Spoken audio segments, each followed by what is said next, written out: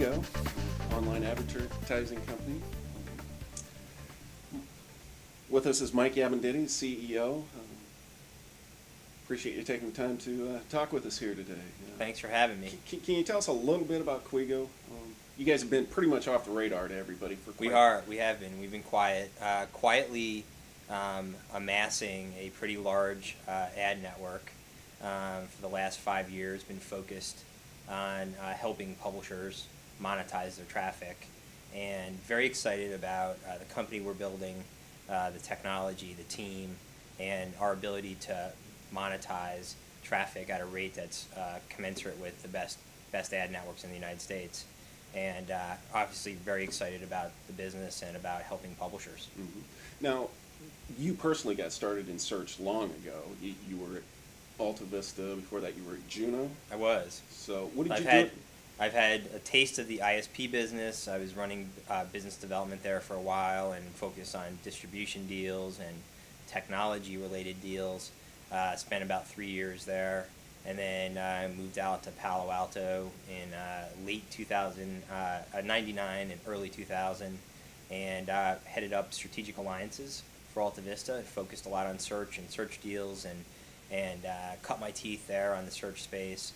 And then worked at IAC for a few years. Oh, okay. And then was asked to come and join Quigo as CEO back in 2002. So you've earned your stripes, in other words, in the search business and the advertising business. Yes. Now Quigo has kind of carved out a niche here with newspapers, it seems like. Newspapers are an important part of our business. It's a very small part of, frankly, Really? part of our business. It's probably less than 5% of our revenue.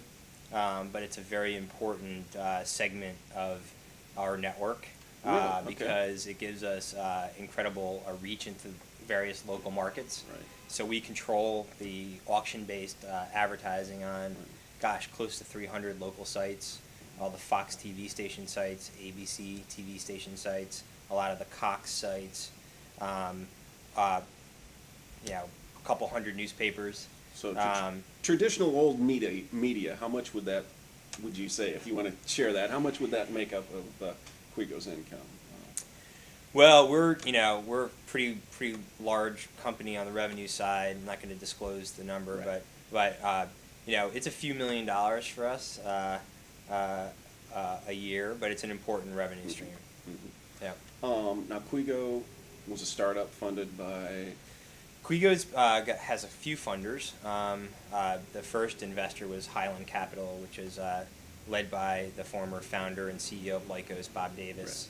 Right. And then the folks at Disney, Steamboat Ventures, came in and invested in the company a little long after that. And then there have been a couple of small strategic investors along the way.